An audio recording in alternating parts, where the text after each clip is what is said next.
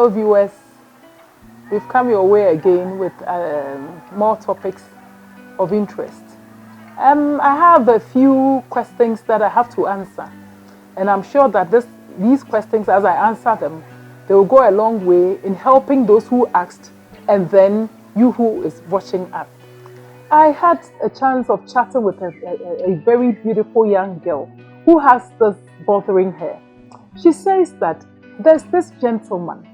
It looks like every other person is not in favor. But between the two of us, we feel that we are for each other and we love each other unconditionally. Yet, my friends are saying, he's too young for me. How would I give my heart to such a person? Why would you just waste your life? I see a brighter future. And they are saying that I'm wasting my time with this person. What do I do? My simple advice to young people out there is that when you are convinced and you have the eye of seeing the future of the person, that is the person, it depends on what you are looking for anyway.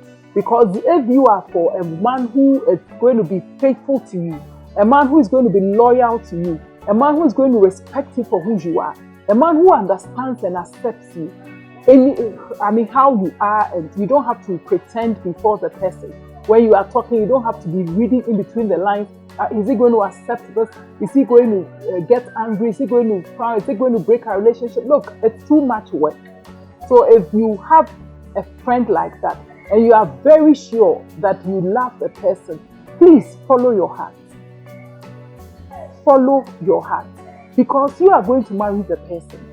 If your parents are okay with it, and you don't listen to friends, because they might not know it all. And those friends, for Christ's sake, might be singles. They are looking for the so-called rich people. Some borrow everything they wear, the cars you see, they are for friends, they are for parents, or uncles, or whatever.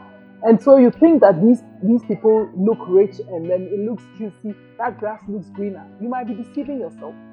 So my advice to you, young women, young men, follow your heart. You know what makes you happy.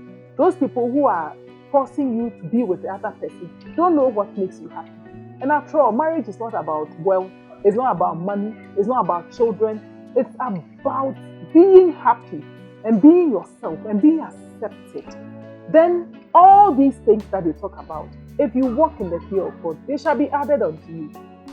So don't marry, I keep saying, don't marry material things. They do not last. Material things do not last. Don't marry material things. Don't follow the advice of friends when they are not going to end you anywhere. What do I mean? Your friends, and you see some of the men, you go and see your friends, give them money, some even have sex with them, just to let them convince you to marry them. Why? Why should somebody convince you to marry someone? Unless it's a godly advice from a parent or your pastor or a church elder or something. But if you know that their reason for pushing you into this marriage is for their gain or benefit, then please follow your heart. Do not let them destroy your happiness, because you have to be happy. You shouldn't endure marriage. You have to be happy. And the one that makes you happy is the one you should marry. The one that makes you, excited is the one you should marry. Because you should be able to converse freely with. Marriage is not a joke. Marriage is not for small mind. Marriage is deep, and you have to live your life with somebody you have never gotten to know when you were born. It's somebody who has maybe, you met the person along the way, but you are from different homes, different family, because you can't marry your brother, you can't marry your sister. It's not right. So you marry someone that is from another family, and you have to adjust and make sure that you respect each other. The lady submits, the man also love, and then you get on. So if the man that you really want to be with is not as rich as the one they are forcing on you, just stand your ground and let them know that you are marrying for love, not for material things. And I bet you, when you do that, you'll be happy and you get the other blessings. And that one is a bonus, because after all, you should be treated well. You should be treated. You should be respected. We see this in movies and we think that, oh, they do not exist. They do. Let's take a clue from how those marriages end up. These men who marry you because they want to convince you that you'll be comfortable with material things, they will see other young people, maybe nicer than you, and they will use the same trick to get them to join the train. You might not be respected as you wish. So the one that you truly love, who also respects and loves you, is the one you should go in for. And then when you have stood your ground, God will help you to make it. God will help you because you didn't marry for selfish reasons.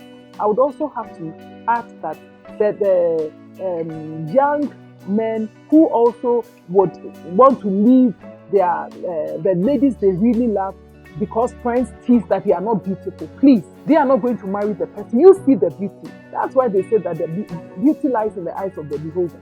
So there's something about the person you like.